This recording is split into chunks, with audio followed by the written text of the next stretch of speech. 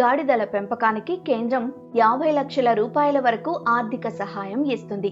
వ్యక్తిగతంగా గాని, గ్రూపులు, సహకార సంఘాలు ఎవరైనా ఈ స్కీమ్కు అప్లై చేసుకోవచ్చు. మరి ఈ స్కీమ్ రూల్స్ ఏమిటి? అసలు ఇలాంటి పథకం ఎందుకు తెచ్చింది అనే విషయాలు ఇప్పుడు చూద్దాం. నేషనల్ లైవ్ స్టాక్ మిషన్ కింద కేంద్ర ప్రభుత్వం ఈ సబ్సిడీని ఇస్తోంది.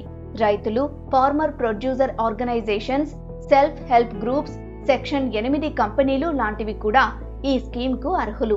సొంత భూమి ఉన్నా, లీజుకు తీసుకున్న భూమిలో కూడా ఫామ్ ను పెట్టుకోవచ్చు. ఈ స్కీమ్ కు మీ పెట్టుబడిలో 50% సబ్సిడీ లభిస్తుంది. అంటే మీరు 20 లక్షల రూపాయల పెట్టుబడి పెడితే 10 లక్షల రూపాయలు కేంద్ర ప్రభుత్వం నుంచి సబ్సిడీ పొందొచ్చు. ఈ పరిమితి గరిష్టంగా 50 లక్షల రూపాయలుగా నిర్ణయించింది. ఈ ప్రాజెక్టులో సబ్సిడీ మొత్తం 2 విడతల్లో అందుతుంది.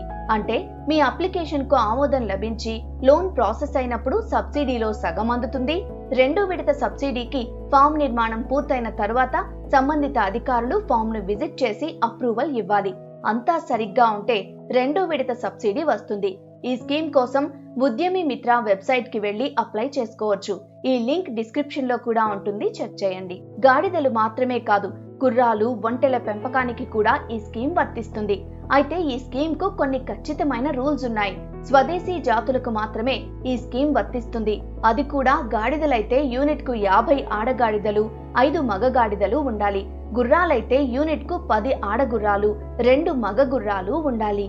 అసలు ప్రభుత్వం ఇలాంటి స్కీమ్ ఒకటి ఎందుకు తెచ్చింది అని ఒక డౌట్ రావచ్చు. దీనికి ఓ సాలిడ్ రీజన్ ఉంది. 2012 నుంచి 2019 మధ్య దేశంలో స్వదేశీ గాడిదల సంఖ్య 60% తగ్గిపోయినట్లు గణాంకాలు చెబుతున్నాయి. మెషీన్ల వాడకం పెరగడం వల్ల ఇలాంటి జీవుల సంఖ్య తగ్గిపోతున్నట్లు తెలిసింది.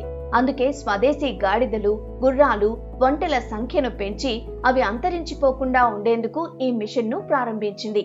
ఒకప్పుడు ఏ పని చేయకపోతే గాడిదలు కాసుకోవాలి అనేవారు. కానీ ఇప్పుడు ఆ గాడిదల పెంపకంతోనే లక్షల్లో సంపాదించే ఛాన్స్ వచ్చేసింది.